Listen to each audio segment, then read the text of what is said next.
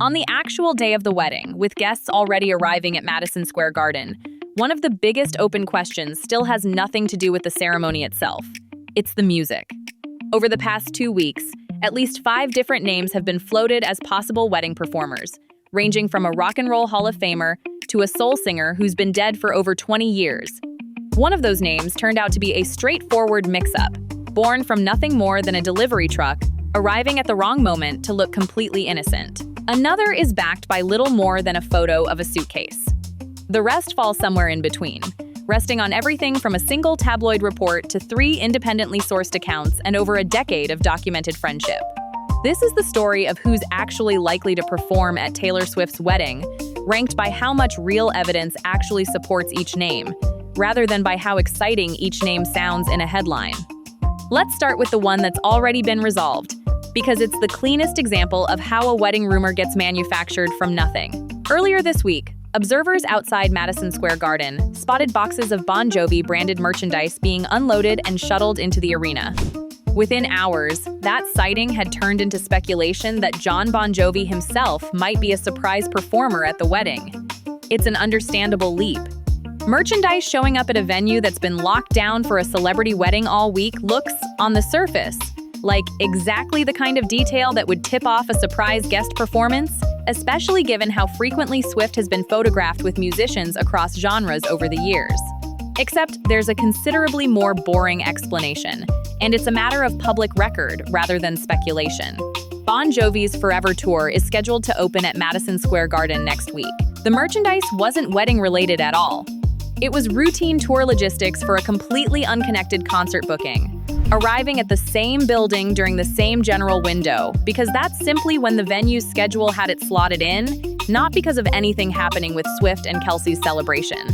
Bon Jovi himself was reportedly even seen taking in World Cup coverage around the same period, going about an entirely normal pre-tour schedule, with no apparent connection to the wedding whatsoever. That's worth sitting with for a second, because it's a useful reminder of how easily a coincidence becomes a headline when a venue is under this much public scrutiny. Madison Square Garden hosts events constantly. Most weeks, nobody's tracking what gets delivered to its loading dock.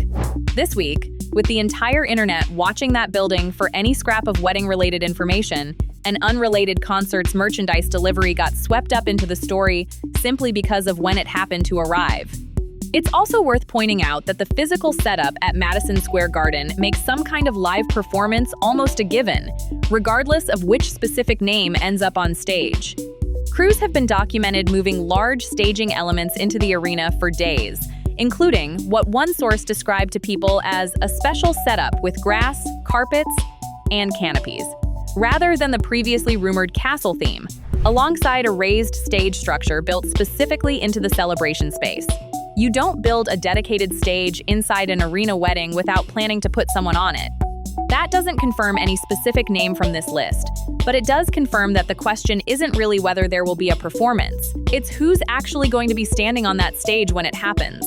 Now, here's a name that's genuinely unresolved, sitting in a stranger, harder to categorize spot than the Bon Jovi story. On Friday, as wedding day arrivals were already underway, a man was photographed outside Madison Square Garden wearing a silky royal purple shirt, rolling a suitcase with a tag that read Barry White Tribute. Barry White, the legendary soul singer known for his deep voice and famously romantic songs, died in 2003, which makes any live performance of his material necessarily a tribute act, rather than the man himself. Nobody has offered any actual confirmation of who this man is, why he was outside the venue, or whether he has anything to do with the wedding at all. It's entirely possible he's a professional tribute performer booked for an unrelated event somewhere else in the city, in the same way the Bon Jovi merchandise turned out to be unrelated. Since Manhattan hosts dozens of private events on any given Friday, and a man with a themed suitcase near a busy Midtown arena isn't automatically connected to the highest profile wedding in the country. It's also possible, given how heavily romantic and dance floor-oriented Barry White's catalog is, with songs built almost entirely around slow, dramatic declarations of love, that a tribute act was genuinely booked for a wedding reception specifically because that material fits a first dance or a late-night reception set better than almost anything else in American music. Both explanations are equally plausible with the information available, which makes this the purest example of an unconfirmed rumor in this entire story. There's a photo, there's a suitcase tag, there's no context beyond that, and there may not be any more context until after the reception is already over. Now let's move to the names with actual reporting behind them, starting with the one that has the least support. Paul McCartney's name has come up as a potential performer, but it's worth being precise about how thin that sourcing actually is. TMZ reported that sources say his name has been mentioned as a possibility, which is a meaningfully different claim than a booking confirmation. And no other major outlet appears to have independently corroborated even that limited framing. There's real context that makes it plausible. Swift and McCartney shared a stage at the Saturday Night Live 40th anniversary afterparty back in 2015, and the two have a long-standing mutual respect that's been documented in interviews over the years, with each having spoken publicly about admiring the other's songwriting. But mentioned as a possibility is about as far from a confirmed performance slot as reporting gets. If Paul McCartney does perform, it would represent the biggest surprise on this entire list, arguably eclipsing every other name combined given his stature. If he doesn't, nothing about the current reporting would have overpromised anything, because nobody actually promised it in the first place. Next is Tim McGraw. And this is where the reporting starts to firm up considerably, even though it's still resting on a single primary source. Page 6 reported that Swift enlisted McGraw, alongside Stevie Nicks, to perform at the wedding reception. That report has been repeated by numerous other outlets since, including TMZ, Yahoo, and several entertainment aggregators. But nearly all of them are citing Page 6 as the original source, rather than offering independent confirmation of their own. That matters. A claim repeated by 5 outlets that all got it from the same 6th outlet isn't 5 times more confirmed. It's one report with 5 megaphones. That said, the underlying logic here is about as strong as unconfirmed booking reports get.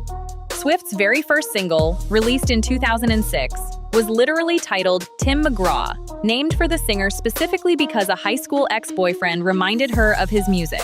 The two have shared a stage multiple times over the years. If any country artist were going to make sense as a wedding performer for Taylor Swift specifically, McGraw's name recognition within her own catalog makes him about as logical a choice as this list contains.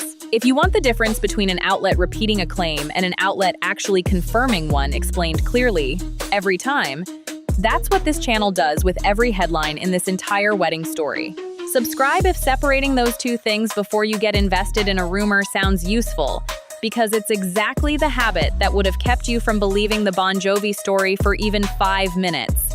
That brings us to Stevie Nicks, who has the strongest evidentiary case of anyone on this list by a meaningful margin. Unlike the McGraw report, Nicks's potential performance is backed by multiple independently reporting outlets, rather than one original source being echoed.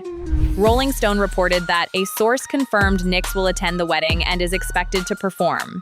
NBC News separately reported the same expectation through its own reporting, treating it as established enough to lead a segment on wedding details.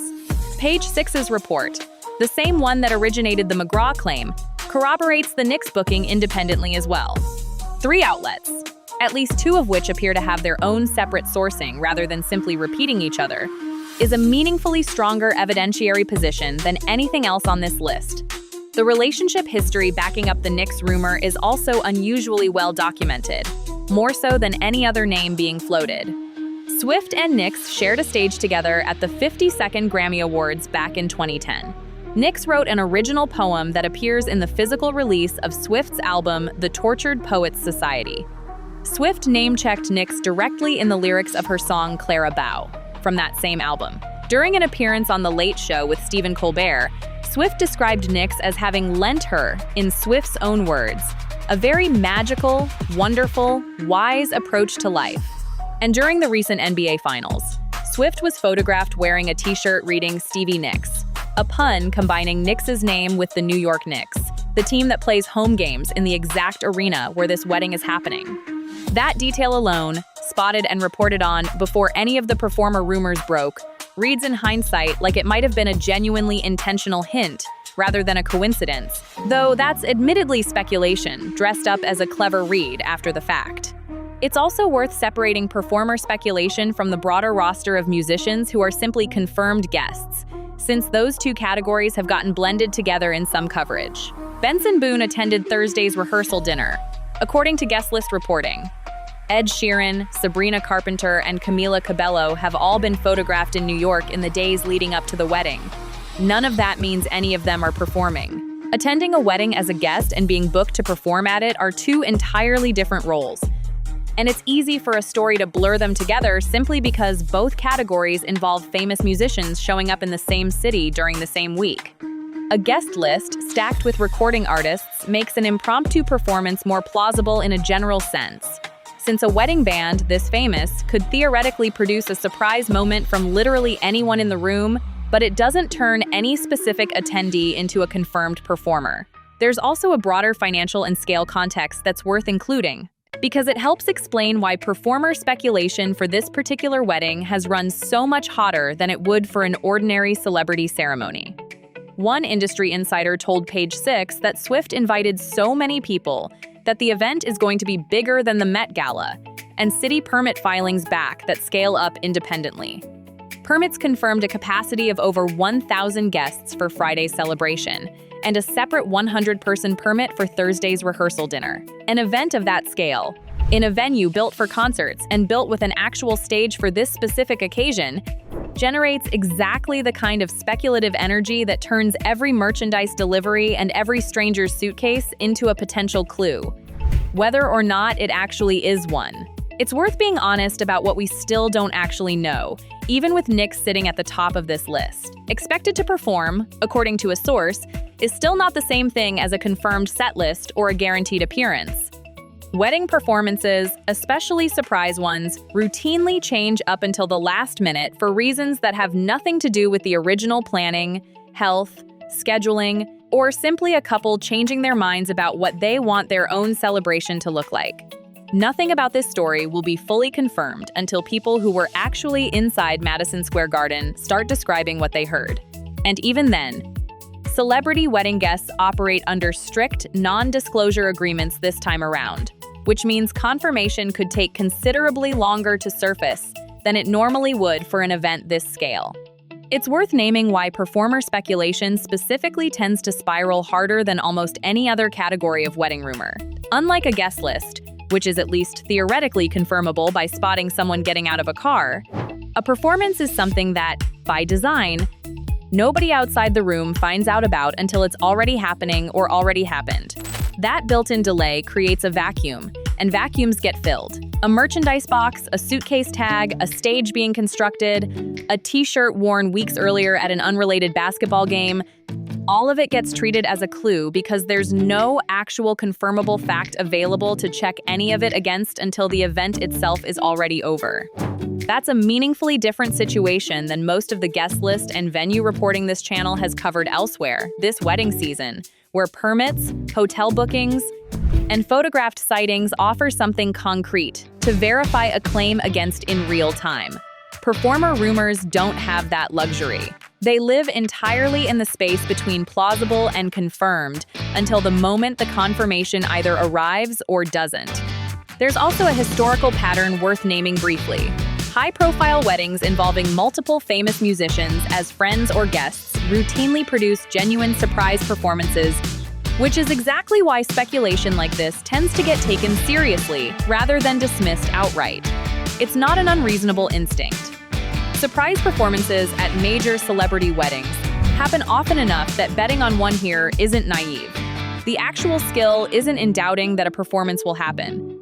It's in being honest about which specific name has real reporting behind it and which one is just a compelling guess dressed up as an inside scoop. So here's the verdict, ranked from weakest to strongest. Debunked. Bon Jovi, whose merchandise sighting has a confirmed, unrelated explanation tied to his own Forever tour opening at the same venue next week, a booking that's a matter of public record, independent of anything happening with the wedding. Genuinely unresolved, the Barry White tribute performer spotted outside the venue, with no context available in either direction, and no way to confirm or rule out a wedding connection until someone involved actually says something. Weak. Paul McCartney, whose name has only been described as mentioned as a possibility, with real relationship history, including a shared stage at the SNL 40th anniversary afterparty, but no actual booking claim behind it from any outlet. Moderate, resting on a single primary source repeated widely. Tim McGraw, backed by strong biographical logic given Swift's own debut single bearing his name, but sourced through one original Page 6 report, rather than independent multi-outlet confirmation. Strong, the closest thing to a confirmed booking without an actual on-the-record statement from Swift's team. Stevie Nicks, backed by 3 separately sourced reports from Rolling Stone, NBC News, and Page 6, plus one of the most extensively documented friendships in Swift's entire recent catalog, spanning a shared Grammy stage, an original poem, a direct lyrical shout-out, and a recent t-shirt that reads, in hindsight, like it might have been a deliberate hint. Whatever the actual set list turns out to be, it won't be fully knowable from outside the building tonight. What is knowable right now is which of these 5 names is resting on real, converging reporting, and which one was never actually about the wedding at all. If Stevie Nicks does step out on that stage tonight, it won't be because a suitcase tag or a merchandise box gave it away. It'll be because 3 separate outlets, over a decade of documented friendship, and one very deliberate-looking t-shirt all pointed in the same direction long before anyone spotted a single delivery truck outside Madison Square Garden. That's the difference between a rumor built on coincidence and one built on an actual pattern. And by the time the reception wraps up early tomorrow morning, we'll finally know which of tonight's guesses held up.